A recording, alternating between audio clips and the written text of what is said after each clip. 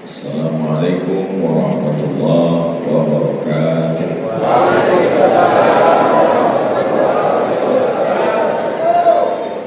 Alhamdulillah wassalatu wassalamu ala Rasulillah Sayyidina wa maulana Muhammad ibn Abdullah wa ala alihi wa sahbihi wa man tabi'ahu wa mawala. Allahumma 'allimna ma yanfa'una wanfa'na bima 'allamtana innaka antal 'alimul hakim. Rabbi shrah li sadri wa yassir li amri wa hlul 'uqdatam min lisani yafqahu qawli. Hadratal habaib wal ulama al a'izza, para habaib, para alim, para ulama, wa nafsu bil dzikri Bapak Kiai Haji Imam Barmawi, Kiai Shadiq Habib Muhammad Al-Mukhtar, beserta para alim ulama, keluarga besar Ikatan Persatuan Haji Indonesia KBIH, hadirin hadirat, hadir bersama kita Bapak Kapolres, Bapak Dandim, jamaah subuh yang tidak dapat saya sebutkan satu persatu, insyaallah semuanya diberkahi Allah SWT.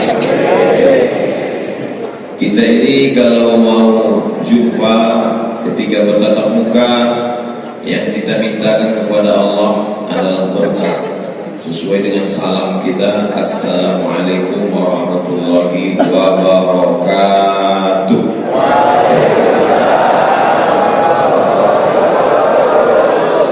Ketika mau makan juga yang diminta adalah berkah.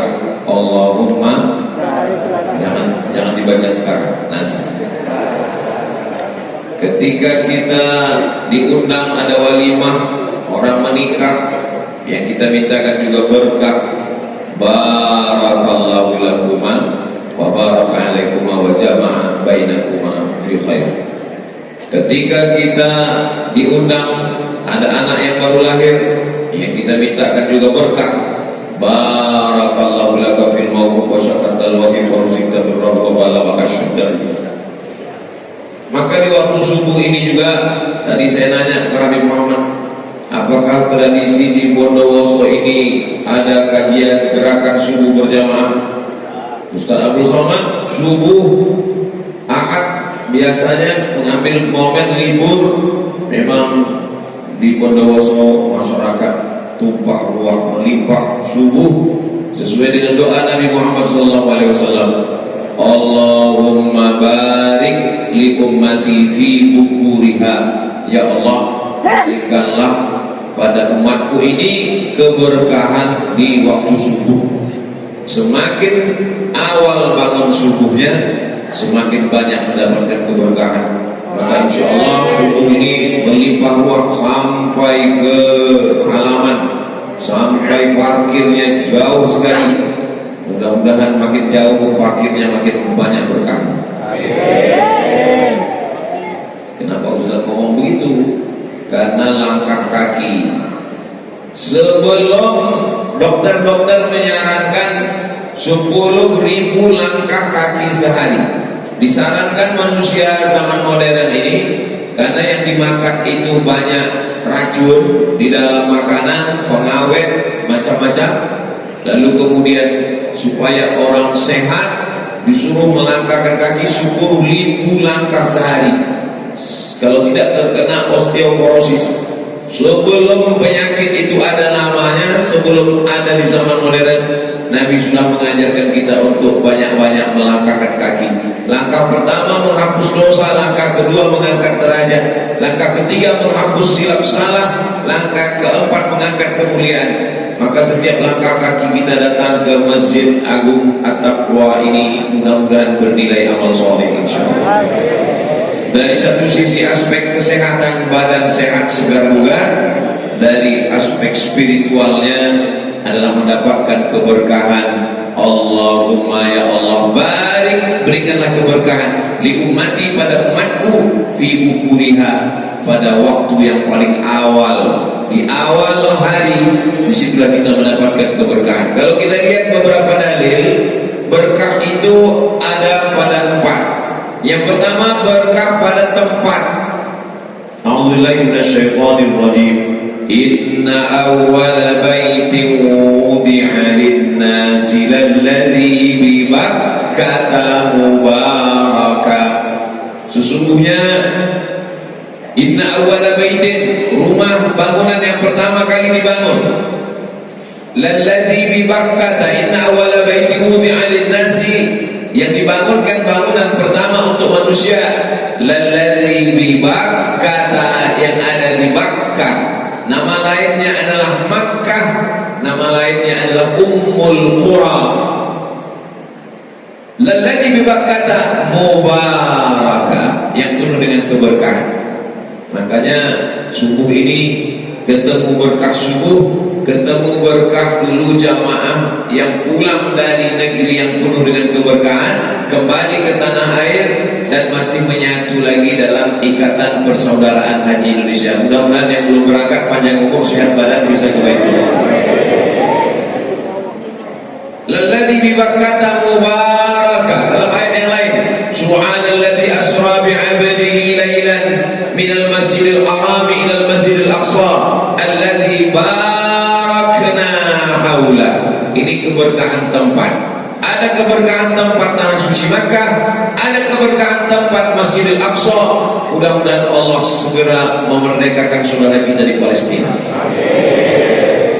Allahumma barik lana fi yamanina, ya Allah berikan berkah kepada negeri Yaman.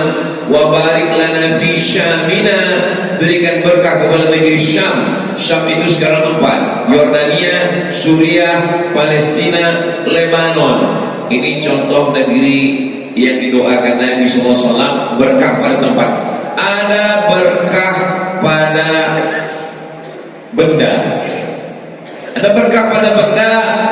Wa nazzalna minas samai ma'an mubarakah, kami turunkan minas sama, dari langit, ma'an, air, mubarakah, air yang penuh dengan keberkahan. Ada berkah pada benda. Khalid bin Walid, panglima perang, diukur setiap jengkal tubuhnya ini ada bekas tombak, ada bekas panah, ada bekas pedang. Lalu kemudian suatu hari dia kehilangan topinya. Dia bertanya kepada sahabat-sahabatnya, mana topi saya hilang?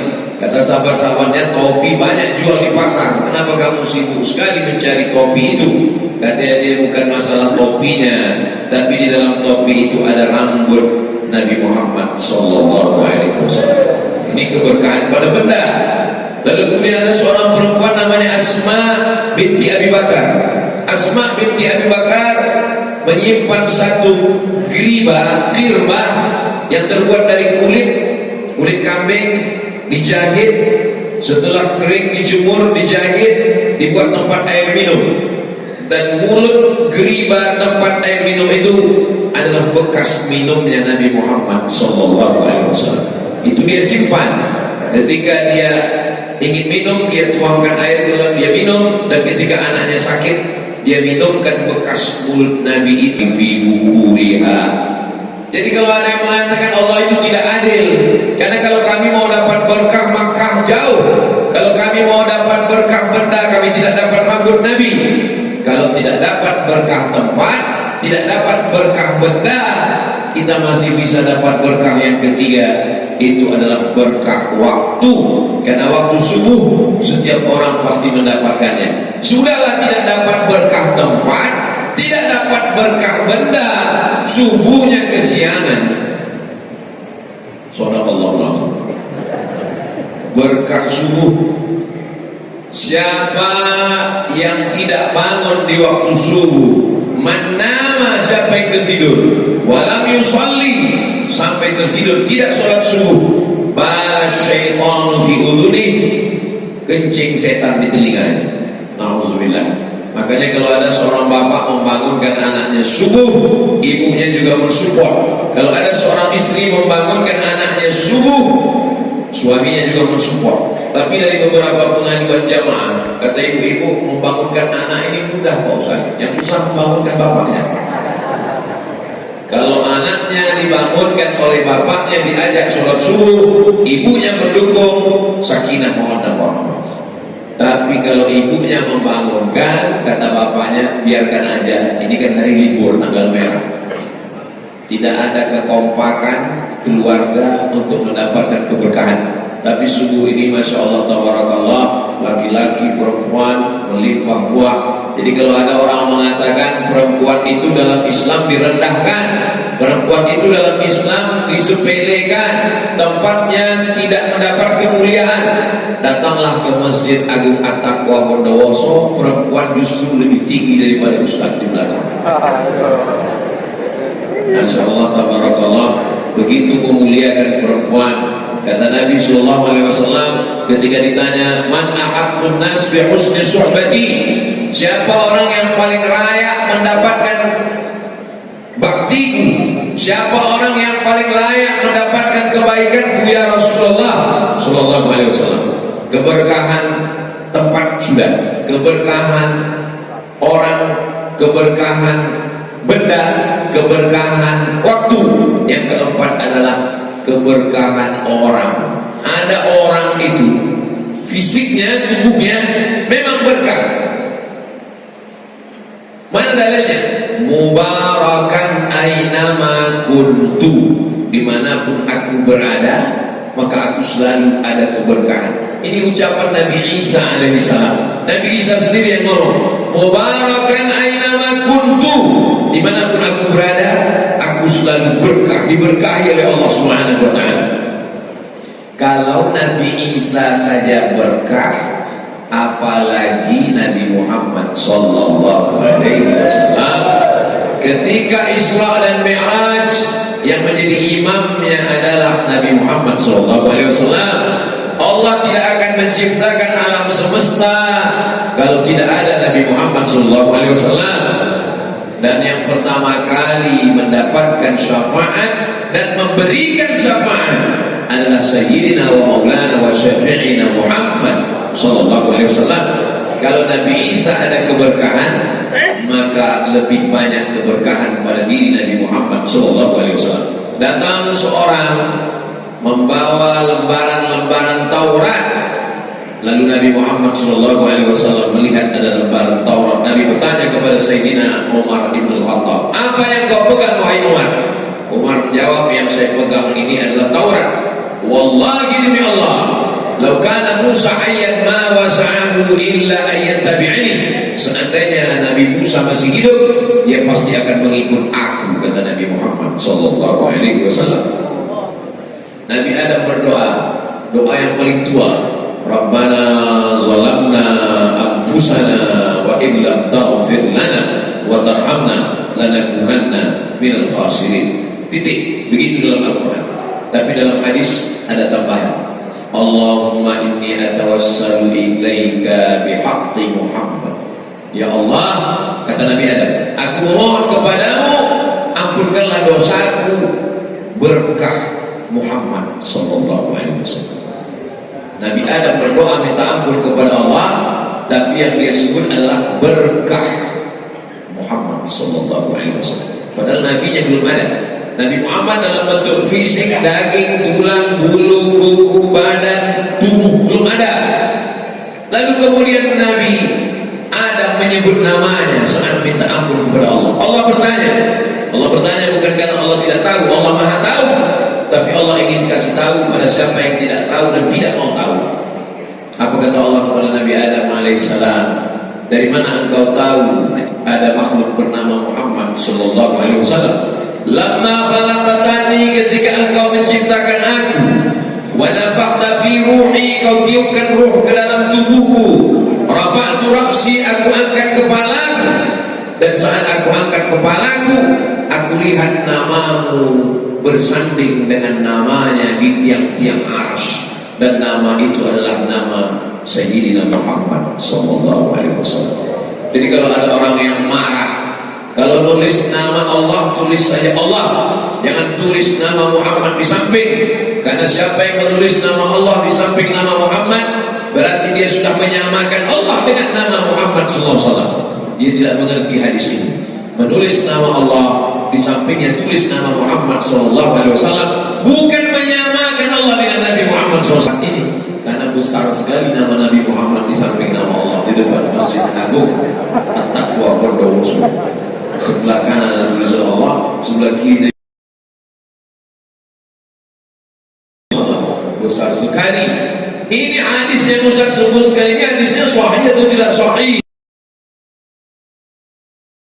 Sahih, yang ditulis oleh Sayyid Muhammad bin Alawi bin Abbas Al-Hasani Al-Maliki, menceritakan panjang dengan beberapa riwayat tentang hadis Nabi Muhammad SAW menyebut nama Nabi Adam, menyebut nama Nabi Muhammad. Kenapa?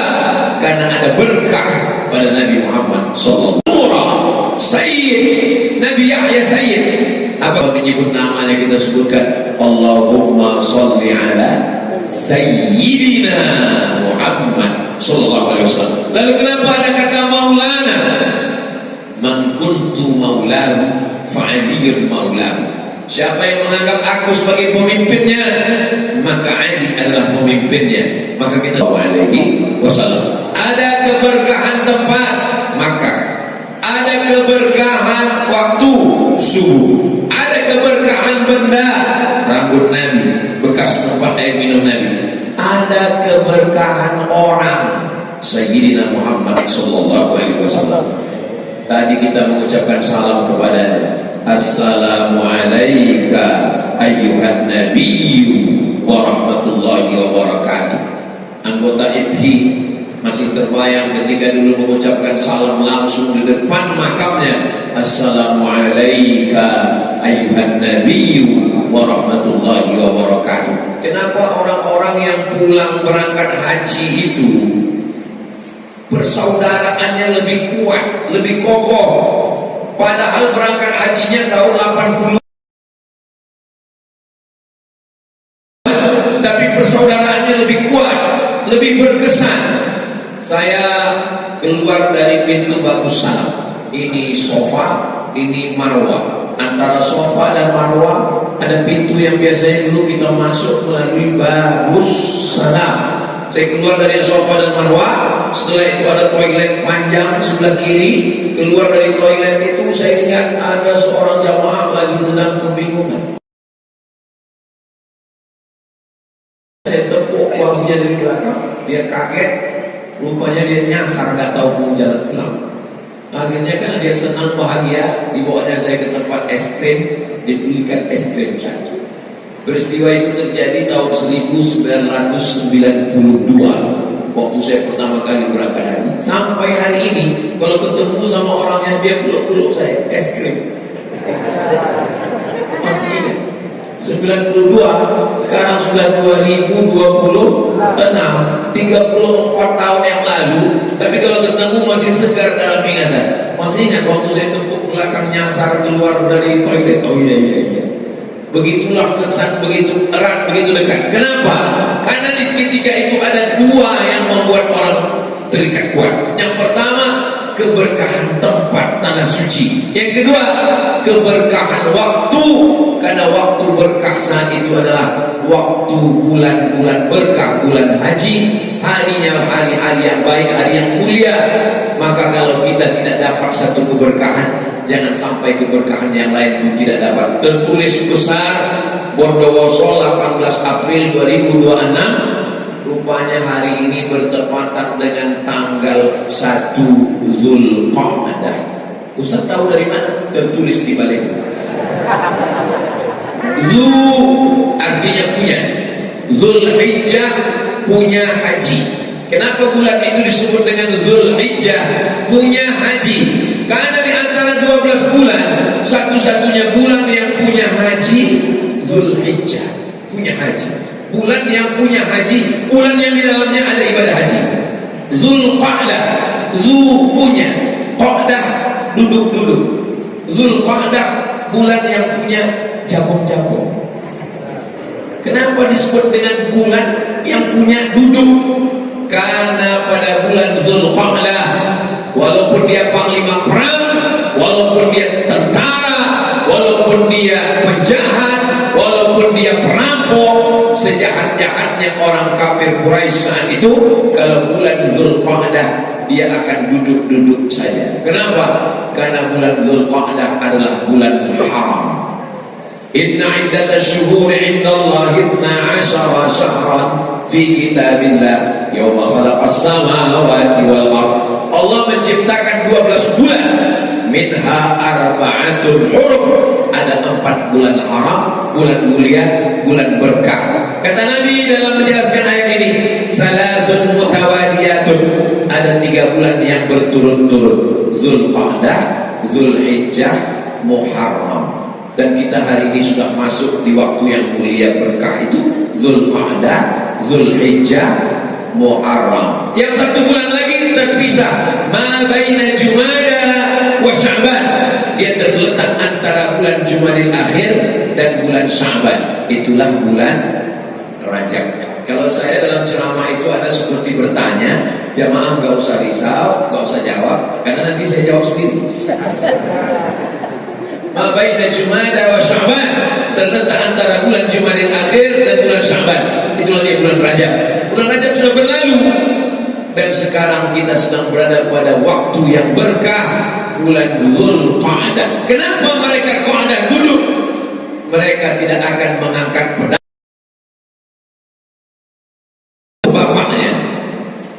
bapaknya meninggal dibunuh orang, lalu dia ketemu dengan pembunuh bapaknya, dia tidak akan mengangkat pedang. Saya duduk sabar menahan diri daripada membalaskan dendam. Sebelum Nabi Muhammad SAW datang, mereka sudah menjaga bulan haram, tidak ada boleh pertumpahan darah. Setelah Nabi Muhammad SAW datang, semua bulan tidak boleh menumpahkan darah.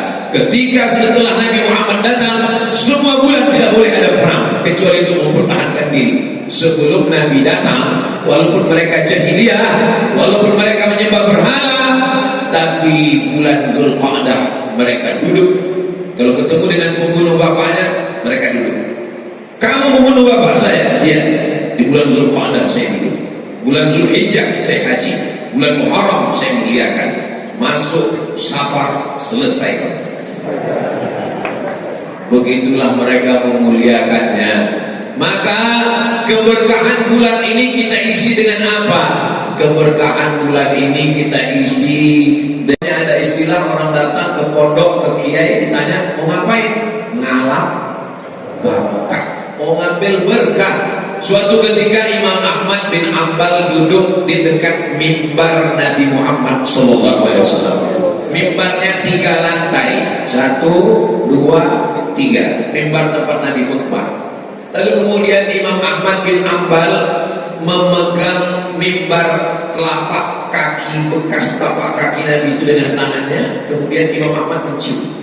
Tempat Imam Hambali namanya Ahmad bin Ambal, makamnya di Baghdad, Irak, meninggal tahun 241 Hijrah. Dia duduk di samping mimbar Nabi, bekas telapak kaki Nabi, dia usap lalu dia cium. Begitu keberkahan insya Allah didapatkan. Artinya apa?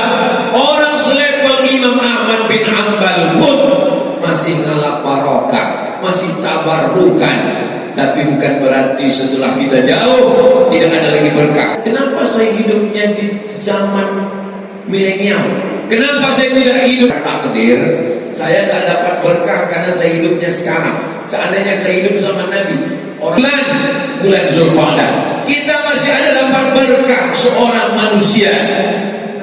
Man ahabbun nas bi husni suhbati, siapa orang yang paling layak mendapatkan kebaikan diriku? Ummuka, ibumu. Ummuka, ibumu. Ummuka, ibumu.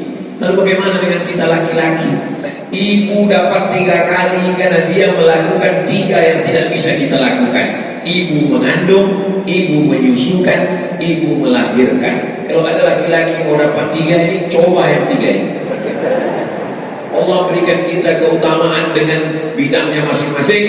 Kita bisa berjihad fisabilillah, kita bisa melaksanakan ibadah di bulan penuh berkah tanpa dihalangi oleh menstruasi, tanpa dihalangi nifas, tanpa dihalangi wiladah. Perempuan punya kelemahan, tapi dia juga punya kelebihan-kelebihan, itu diberikan Allah Subhanahu wa taala. Yang penting kita laksanakan saja untuk mengambil keberkahan. Bahasa Arabnya barokah. Orang kita merubahnya jadi berkah. Ya nggak apa-apa, nggak ada huruf e dalam Arab. Barokah diambil dari kata birkah. Barokah, birkah artinya kolam. Saya punya tanah, Pak Kiai punya tanah, Pak Kapolres punya tanah, Pak Dandim juga punya tanah. Tapi di antara 4 tanah ini, tanah saya ada birkahnya. Birkah artinya ada kolamnya. Walaupun tanahnya sama, ukurannya sama, harganya sama, sama-sama di Bondowoso, sama-sama ukurannya 25 kali 25. Kok bisa sama? Ya kebetulan kami sama-sama beli tanah kaplingan. Tapi tanah saya ada birkahnya, ada kolamnya. Kalau ada kolam, turun hujan, yang dapat air tanah saya. Tanah yang 3 lagi nggak dapat. Kenapa? Karena nggak bisa nampung air. Kalau ada airnya, ada ikannya. Kok ada ikan? Ya saya masukkan bibit ikan. Kalau ada air, nanti ketika kekeringan, saya tetap bisa minum dan saya berbagi air minum. Kalau ada airnya, ada lumutnya, ada tumbuhannya, ada tanam-tanamannya. Dan kita tahu Bondowoso ini subur luar biasa. Tidak hanya di luar masjid, di dalam masjid pun ada tanaman.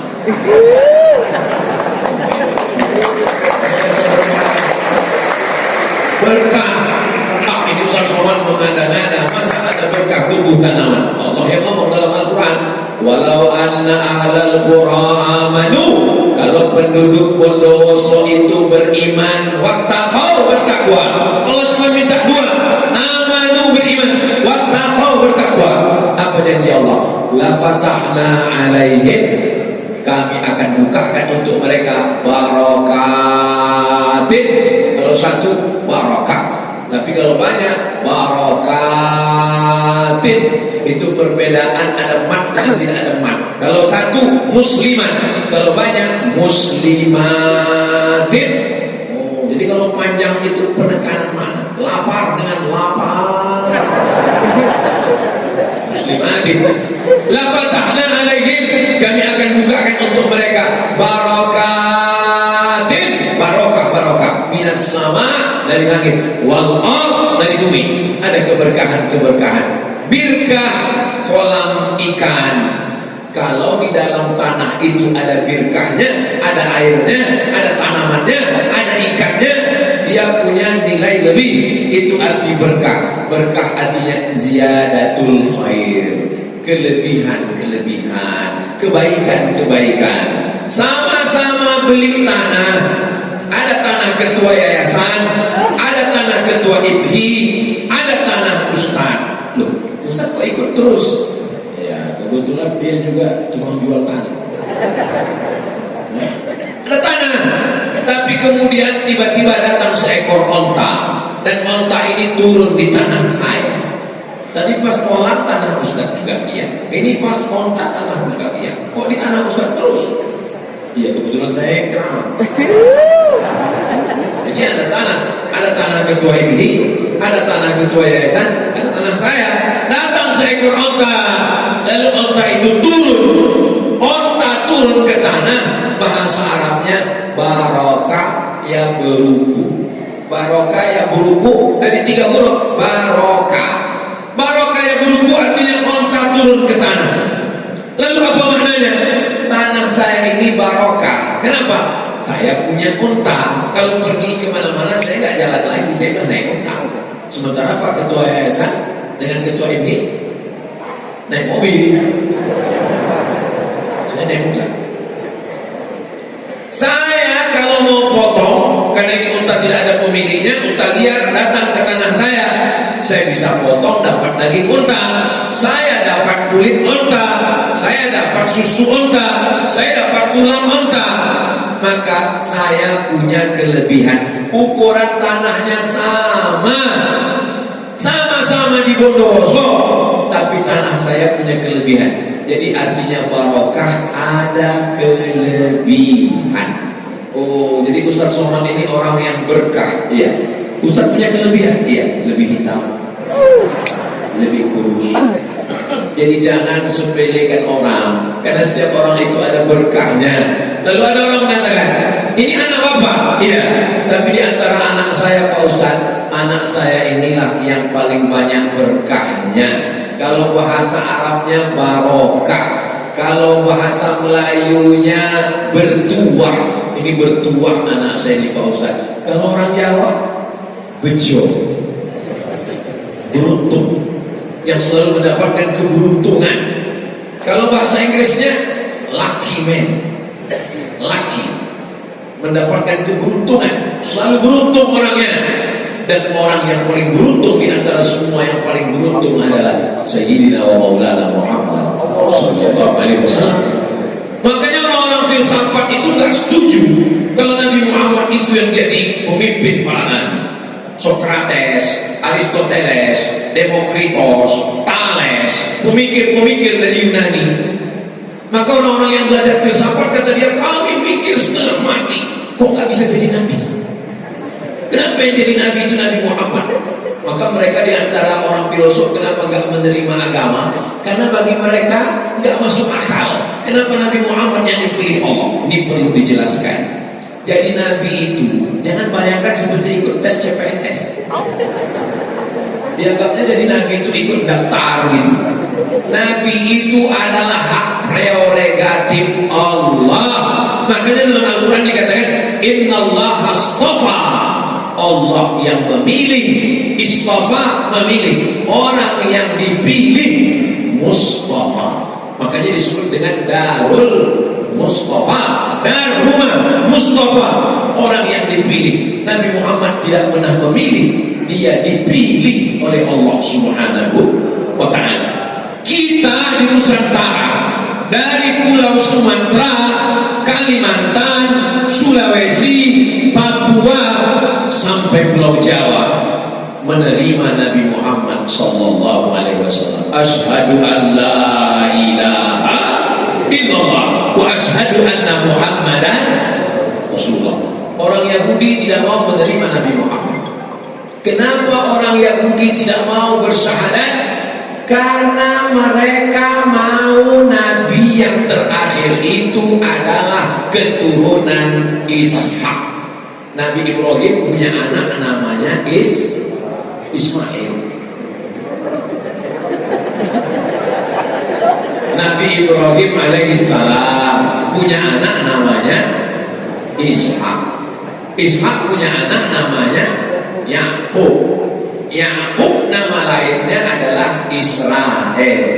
Keturunan Yakub disebut dengan Bani Israel. Yakub punya anak namanya Yusuf. Yusuf punya saudara namanya Yahuza.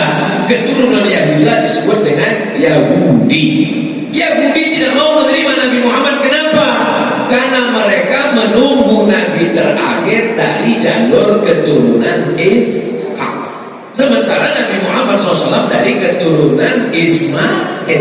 Mereka nggak mau menerima Nabi Muhammad, hanya cuma beda satu simpang. Tapi kita di Nusantara nggak pernah mensyaratkan. Bayangkan kalau orang Sumatera Utara mau nabinya orang Batak, dia hanya menerima kalau Muhammad itu marga, Muhammad Nasution, Muhammad Sregar, Muhammad Batubara. Kita tidak pernah mensyaratkan itu, kita menerima. Orang Sulawesi tidak pernah mensyaratkan saya mau menerima kalau Nabi Muhammad itu orang Bugis, orang Makassar, orang Mandar. Enggak, saya pergi ke Raja Ampat, saya pergi ke Kaimana, saya pergi ke Sorong. Ternyata di situ adalah saya dibawa ke rumah raja. Kenapa ada sebutan Raja Ampat? Karena memang rajanya ada 4. Banyak sekali raja-raja di sana. Salah satu rumah raja saya dibawa, namanya Raja Patipi. Sampai ke rumah Tuan Raja Patipi, lalu saya ditunjukkan Al-Quran. Sampulnya dari kulit kijang, isinya di dalam kulit kayu, disampul dengan kain sorban. Setelah dibuka, ditunjukkan ke saya. Inilah Quran pertama yang dipegang oleh raja-raja di Papua, dan saya sekarang raja sedang memegang ini. Saya mau tunjukkan ke Ustaz Abdul Somad. Saya lihat Al-Quran, ada buku kecil lagi. Ini buku apa Tuan Raja? Coba Ustaz baca. Ternyata isinya adalah sholawat nariyah yang membawa Al-Quran, membawa Islam sampai ke Papua. Adalah orang pengamal sholawat nariyah. Dipukul ombak pas gelombang di tengah laut karangnya tajam, angin puting beliung, ombaknya keras. Mereka sampai mendakwahkan Islam ke sana. Saya naik pesawat dari Pekanbaru ke Jakarta, dari Jakarta ke Makassar, dari Makassar ke Sorong, sudah bolak-balik, buka mata tutup mata, nggak sampai-sampai. Begitulah hebatnya mereka mendakwahkan agama Islam. Dan kita di Nusantara semuanya menerima, tidak pernah mensyaratkan suku apapun. Kita menerima agama itu dengan mengucapkan asyhadu an la ilaha illallah wa asyhadu anna muhammadan Rasulullah sallallahu alaihi wasallam. Kalimatu haqqin 'alaiha nahya, dengan itu kita hidup, wa 'alaiha namutu, dengan itu kita mati, wa biha nub'atsu, dengan itu nanti kita akan dibangkitkan di padang mahsyar. Sebagaimana Allah kumpulkan kita subuh ini di Masjid Agung At-Taqwa Bondowoso, mudah-mudahan nanti Allah kumpulkan kita di surga bersama Nabi Muhammad sallallahu alaihi wasallam. Ibarat kantong, jangan sampai kantong barokah ini kosong. Kita mesti isi dengan amal-amal. Di bulan Zulqa'dah, apa amal yang paling utama? Maka kita isi dengan memperbanyak sedekah. Amal itu ada amal badan, ada amal lisan, ada amal harta.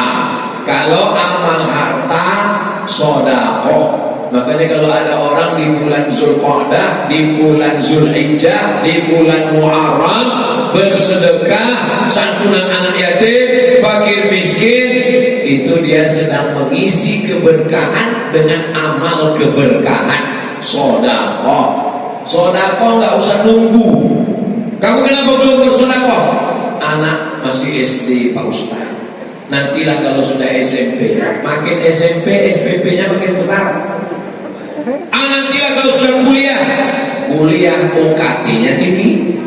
Nantilah kalau dia udah kerja, dia sudah kerja, kita memang gak nanggung biaya kuliah, tapi dia mau nikah.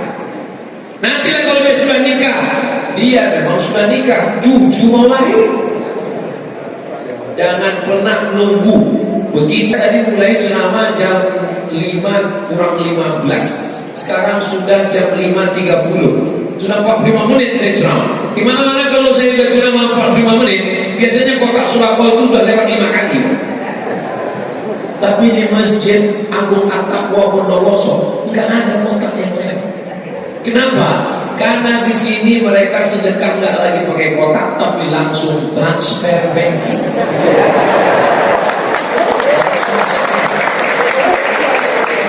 Langsung ada kris, langsung scan. Jadi orang jamaah di Masjid Agung At-Taqwa Bondowoso ini nggak lagi pakai manual masuk kotak, mau masuk masjid langsung. Sampai sedekah nggak moto.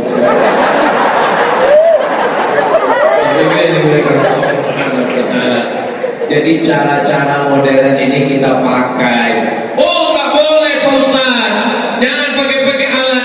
Ini kan alat. Yang namanya alat itu tidak mempengaruhi ibadah. Sedekah itu memberikan uang, tapi bersedekah melalui internet itu tidak mempengaruhi ibadah. Justru lebih bagus daripada pakai kotak. Ini banyak kasusnya kalau pakai kotak ini. Ada tiba-tiba pas kita lagi sholat Jumat sebelum khotib naik mimbar lewat kotak, datang orang dari belakang ngasih duit 100.000. Ya kita ambil, kita masukkan. Setelah selesai baru dia ngasih tahu itu duit sampean. Mau diambil lagi udah dikunci. Itu ada videonya di internet. Sudah dapat? Nanti saya kirim. Makanya kalau ada orang ngasih duit dari belakang, jangan langsung masukkan, tanya dulu. Iki mau sopo. Bapak Ibu yang dimuliakan Allah Subhanahu wa taala. Jadi sedekah jangan nunggu. Saya lihat orang kita, orang di Jawa, di Sumatera hampir mirip. Kalau sedekah ini terlalu serius, undang anak yatim ke rumah. Sementara kalau di Mesir nggak gitu. Kami dulu ketika masih mahasiswa, pas lagi jalan-jalan di bis, tentang orang Mesir, Indonesia, dia nanya dulu, Indonesia, dia pastikan dulu, Indonesia, Malaysia, apa Brunei. Pas kita bilang Indonesia, dia kasih uang. Malaysia sama Brunei dia nggak ngasih karena dia tahu ada duitnya. Indonesia. Kebetulan saya di Mesir tahun 98 sampai 2002, waktu itu krisis moneter. Nah, itu maka dia pastikan dulu Indonesia, dia kasih uang. Dia bilang dia kasih uang, khud, lama tirga al-bait, takul ma'al ashab. Nanti kamu pulang ke rumah, nanti makan sama kawan-kawan di rumah ya. Begitu. Beda tempat kita, tempat saya, orang sedekah nggak gitu. Diundang anak yatim ke rumah, suruh baca Yasin. Subhanalladzi biyadihi malakutu kulli syai'in wa ilaihi turja'un. Shadaqallah. 3 kali. Udah 3 kali dah mau selesai, tahlil 100 kali. Saya kasih tahu sama istri saya, kalau undang anak yatim, baca Fatihah sekali, Qul Huwallahu 3 kali, Al-Falaq sekali, An-Nas sekali, kasih makan. Ini kita ini mau ngasih makan atau mau nyiksa? Gak usah terlalu formal. Kirim doa. Kalau kita mau baca Quran, kita baca Quran sehatam, 1 malam 1 juz, hadiahkan pahalanya kepada keluarga almarhum almarhumah. Wa in khatimul Qur'ana kullahu kana hasanan. Kalau mereka khatamkan Al-Quran 1 kali khatam, kata Imam Syafi'i, diriwayatkan oleh Imam An-Nawawi dalam kitab Riyadhus Shalihin min kalami Sayyidil Mursalin, kana hasanat, bagus, tapi jangan nyiksa orang lain. Makanya kalau mau sedekah, saya tanya anak yatim, bapak dulu anak yatim? Iya Pak Ustaz. Selama jadi anak yatim, apa peristiwa yang paling menyakitkan? Yang paling menyakitkan selama jadi anak yatim Pak Ustaz, ketika dipajang di depan orang malam. Pemberian santunan anak yatim dipajang di depan orang banyak, itu sakit sekali Pak Ustaz. Sejak itu 1 kilo ikan sarden, ikan kaleng, roti, susu, bungkus plastik, antar ke rumahnya. Karena jangan sampai kita merasa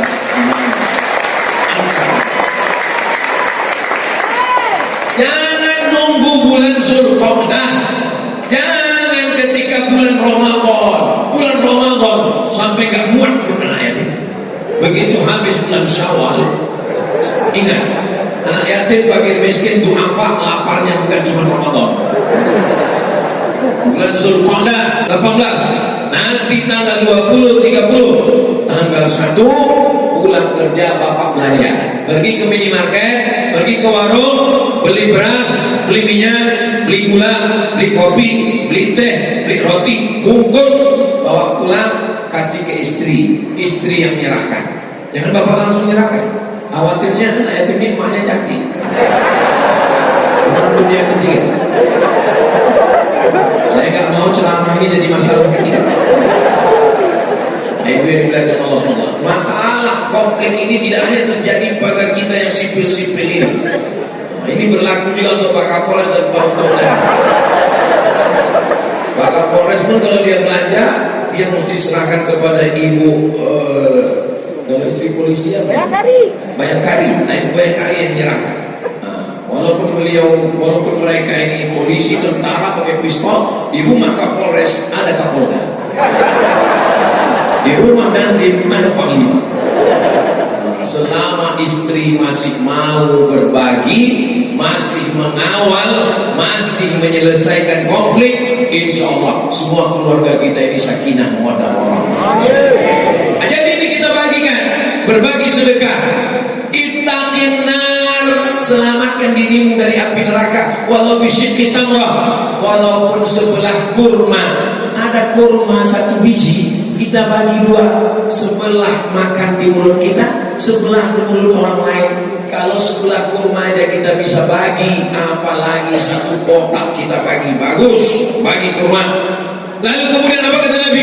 Idza tabbahta, kalau kau memasak, fa'aksir ma'aha, kalau masak banyakkan kuahnya.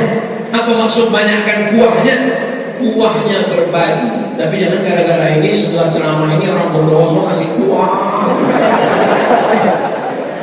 Dulu sebelum Ustaz Somad datang ke Bondowoso, orang Bondowoso sedekah ayam, kambing. Tapi setelah ini, oh banyu. Bapak berbagi sedekah.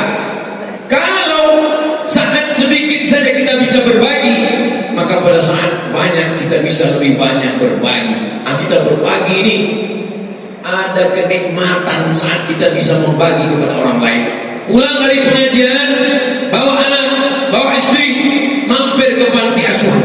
Di Bondowoso ada panti asuhan. Pergi ke panti asuhan. Pulang dari sini, bawa datang ke panti asuhan. Assalamualaikum Bapak Ketua Panti.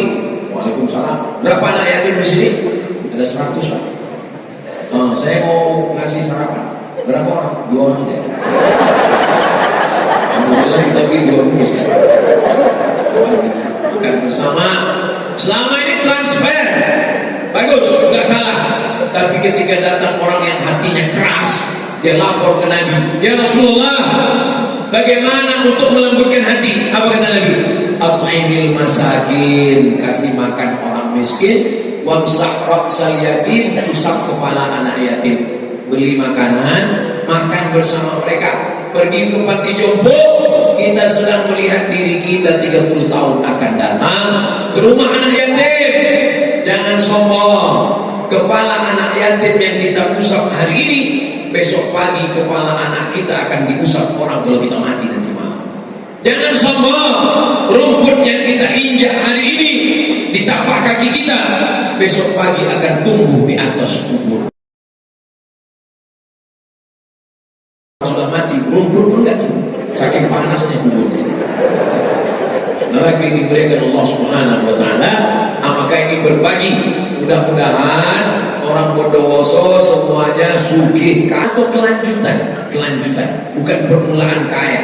Karena orang Bondowoso ini kaya-kaya. Pusat tahunya dari mana? Masjidnya besar, lampunya megah. Banyak juga masjid yang lampunya cantik tapi nggak hidup.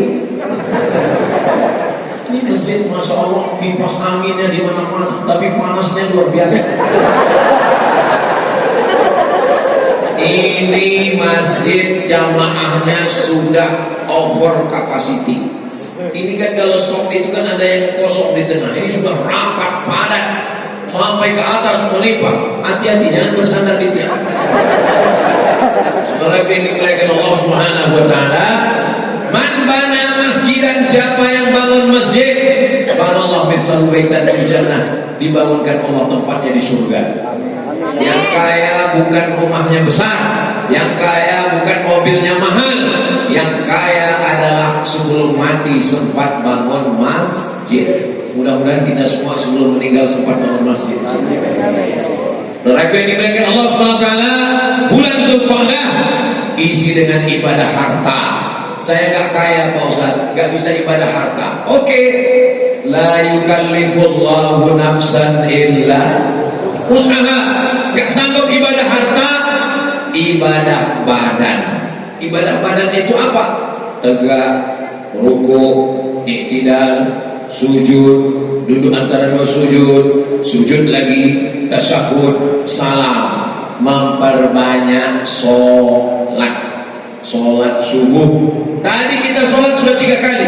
Tahiyatul masjid 2 rakaat, qabliyah subuh 2 rakaat, sholat subuh 2 rakaat, terbit matahari lewat 12 menit, sholat sunat isyraq, tsumma qa'ada yadhkurullah, dulu berzikir sampai terbit matahari, hatta tatlu'a. Kita tetap berangkat haji dan umrah. Tapi hari Sabtu, hari Ahad, hari libur tidak ada halangan. Masuk kantor nggak ada halangan, mau buka usaha nggak ada halangan. Manfaatkan sepekan sekali, hari Ahad, hari Sabtu, sholat subuh berjamaah, zikir dengan Allah, terbit matahari, sholat sunat isyraq 2 rakaat. Bangun malam, usahakan paling tidak 1 jam sebelum azan subuh bangun, sholat sunat wudu, sholat sunat taubat, sholat sunat tahajud, sholat sunat hajat, sholat sunat witir, memperbanyak sholat sunat. Matahari sepenggalah, jam 9, jam 10, jam 11 sampai 15 menit menjelang azan zuhur, sholat sunat duha. Yang melaksanakannya 4 rakaat, dia ambil hadis Nabi. Yang melaksanakannya banyak rakaat tanpa dia hitung, dia ambil juga hadis tsumma yusolli ma syaa. Nabi melaksanakan sebanyak-banyaknya. Sholatul laili wal nahari masna masna, 2 rakaat 1 salam. 2 rakaat 1 salam, 2 rakaat 1 salam. Baik, ini sholat diperbanyak. Saya nggak bisa sholat berdiri Pak Ustaz, duduk di atas kursi. Duduk pun nggak bisa Pak Ustaz. Berbaring miring ke arah kiblat. Berbaring pun nggak bisa miring Pak Ustaz, terlentang. Pakai mata, Allah Akbar, Sami Allah. Sholat isyarat. Mata pun nggak bisa Pak Ustaz, kita sholatkan. Nggak ada kewajiban sholat ini, gugur. Walaupun sakit tetap sholat. Nggak bisa kadang pakai pempes, jangan tanpa kosor karena dia tidak musafir. Saudara-saudara kita, keluarga kita yang ribet, susah, sulit, payah, pakai pampers, mesti diganti, maka dia bisa dijamak, kata ulama, bukan kata saya, tapi tidak kosor. Karena kosor 2 zuhur, 2 asar, 2 maghrib itu mesti ketika sedang ada musafir. 82 km menurut kitab Al-Fiqh, menurut fikih Islam Sulaiman Rasyid, 88, sekian menurut Al-Fiqh Islami wa Adillatuh. Nah, ini semua termasuk saya. Ini nanti dari Bondowoso ke Surabaya, dari Surabaya ke Malang, dari Malang ke Pekanbaru. Nanti saya sholat zuhur, asar 2 rakaat, 2 rakaat, maghrib tetap 3, bukan 1,5. Subuh nggak bisa dicampur dengan zuhur, karena saya dapat video kemarin ada yang bilang subuh bisa, nggak bisa. Saudara yang dimuliakan Allah Subhanahu Wa Taala, memperbanyak sholat. Saya punya uang, banyak sedekah. Nggak punya uang, memperbanyak sholat. Sholat nggak bisa, memperbanyak membaca Al-Quran.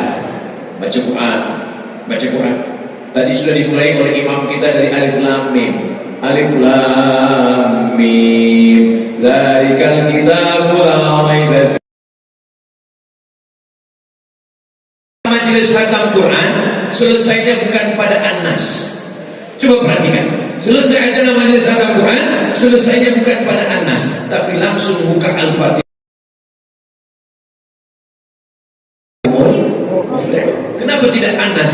Karena kalau An-Nas ditutup orang nggak mulai, tapi kalau mulai kaum muflihun dia akan teruskan lagi sampai kepada An-Nas. Mudah-mudahan kita istiqomah menghatamkan Al-Quran. Yang punya harta sedekah, nggak sanggup sholat, nggak sanggup baca Quran pun nggak sanggup Pak Ustaz. Saya kalau buka Quran ini melihat titiknya banyak sekali Pak Ustaz.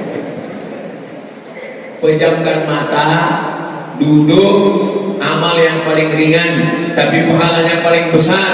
Apa amal yang paling besar ya Rasulullah? Antufariqad dunya, kau tinggalkan dunia. Walisanuka ratbun bidzikrillah, lidahku dalam keadaan basah berzikir mengingat Allah.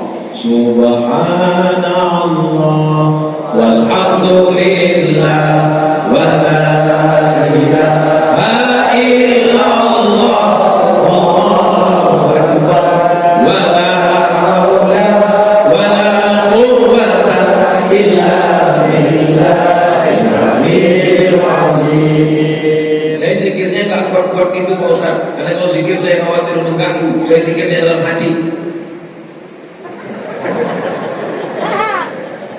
Zikir yang dalam hati ada dalilnya. Wadhkur rabbaka fi nafsika, sebut Tuhanmu dalam dirimu. Zikir yang kuat-kuat juga ada dalilnya. Ketika Umar bin Khattab bertakbir di Mina, suaranya kedengaran sampai ke Makkah. Allahu Akbar, Allahu Akbar, Allahu Akbar. Kata Imam Abdul Wahab Asy-Sya'rani, berzikir kuat sampai bergetar dari ujung rambut sampai ke ujung kaki. La ilaha illallah. Dan untuk mengusir hantu setan jembalang tanah, zikirnya kuat. Enggak kuat aja dia, enggak kuat. Gimana kita zikir enggak kuat? Tapi Nabi Muhammad disuruh enggak kuat. Wadhkur rabbaka fi nafsika. Kata Imam Jalaluddin As-Suyuti, wadhkur rabbaka, kan di situ ditujukan kepada Nabi Muhammad sallallahu alaihi wasallam. Kenapa Nabi zikirnya enggak kuat? Karena Nabi sudah selamat dari waswasatis syayatin. Nabi itu sudah enggak digoda setan lagi, maka dia zikir enggak kuat. Saya zikir masih kuat untuk musik setan. Nah, kalau ada kawan yang mengganggu-ganggu, bro, ayo kita mabuk yuk. Allahu Akbar. Saudara yang dimuliakan Allah Subhanahu wa taala, baca Quran, zikir, sholawat, zikir, istighfar, zikir, subhanallah, zikir, alhamdulillah, zikir, Allahu Akbar, zikir, la haula wala quwwata illa billah, zikir, astagfirullah, zikir. Maka zikir ini kita perbanyak, mulut menyebut, hati mengingat, pikiran fokus. Kalau bisa tiga-tiganya konsen, alhamdulillah. Kalau tidak bisa tiga-tiganya, paling tidak mulut saja, hati kadang lupa karena lalai, ingat gaji 13 belum cair, balikkan lagi, ingat dengan mengingat kepada Allah. Ala bidzikrillahi tatma'innul qulub. Dengan banyak berzikir dengan Allah, maka hati akan menjadi tenang. Alhamdulillah. Tadi saya mulai jam 5 kurang 15, sekarang sudah jam 6 kurang 15. Di mana-mana Ustaz Somad ceramah 60 menit. Ustaz, kau tahu sekarang jam 6 kurang 15?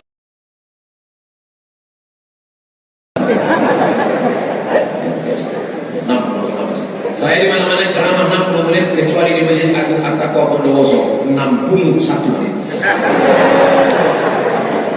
Bapak Ibu yang dirahmati, bukan kata saya, itu janji Kanjeng Nabi Muhammad SAW. Man ahabba ayyusatalahu fi rizqihi, siapa yang mau lapang rezekinya, wa yusa'alahu fi azarihi, mau panjang umurnya, falyasil rahimahu, maka hendaklah dia menyambung tali silaturahim. Sebagaimana kita dipertemukan Allah Ta'ala di Masjid At-Taqwa Bondowoso, mudah-mudahan nanti kita juga akan dikumpulkan lagi di surga bersama Nabi Muhammad sallallahu alaihi wasallam. Puncak dari ngaji bukan tausiahnya, puncak ngaji adalah doanya. Aminkan doa yang akan dibacakan oleh kiai kita. Saya tutup dengan pantun penutup. Terima kasih segala perhatian. Mohon maaf kalau ada kata-kata yang tidak berkenan di hati. Moga Bapak Ibu memaafkan saya. Menangkap puyuh di Bukit Selasih. Thank you dan terima kasih. Jangan tepuk tangan dulu, masih ada satu bagian. Minum selasih, makan kedondong. Terima kasih, matur sekenapa. Ada satu lagi. Madiun lemah terus. Matur nuwun Gusti Allah sing